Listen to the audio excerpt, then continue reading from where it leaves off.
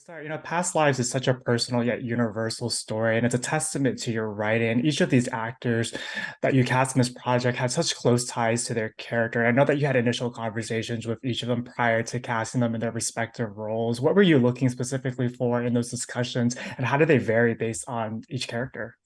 I think that the what I'm looking for when I'm casting is first of all, you have to be a great actor. You just because I feel like there's so much acting involved in the film, and really the movie lives and dies on actors' performance of the lines and also their faces and things like that. So I think first of all, it was really about are you a great actor? Mm, And I think the second thing that I was looking for, of course, is a soul match to the character more than anything. And I yeah. think it is so much about like the core of who they are as people. If there is a part of it or even a sliver of it that really is connected to the character that I was looking for, I think that's really what I was looking for all three of them in that.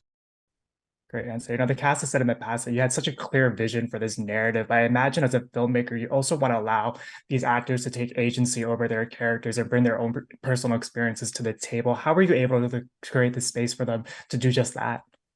I think that it always begins and ends in conversation, which kind of is reflected Mm, in the movie too, because movie is about yeah. just a series of conversations that are revelatory. And I think that similarly, I was having conversations with the actors for, I would say, like a thousands of hours about these characters and this movie and what we're trying to do. And I think that it really is a really deep relationship. And I cannot really talk about it as like a certain kind of a approach or a one particular kind of process because my relationship with each actor is different. So the Yeah. process is different for all of them because just like in a love relationship, you are kind of getting to know that person deeply and intimately, and then you're creating your own process of communication so that the actor is as in on creating the character that I need as I am.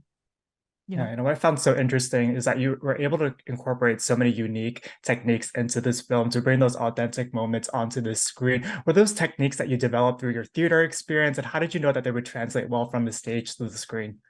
To me, I think that it had more to do with what I knew about actors and the task at hand for them, and what I knew about them as people too. So I think in some cases, it really was a thing that I was inventing for Mm, individual actors, and then the kind of process that we needed this to be. The reason why I thought that I put so much focus on creating a really authentic and deep way to say hellos and the goodbyes is because the movie is about the hellos and the goodbyes. I think not every movie needs a kind of a kind of process that we had, but I know that in our movie we did need some of the interesting things that we were trying to do for the performance because it is about really extraordinary hellos and goodbyes.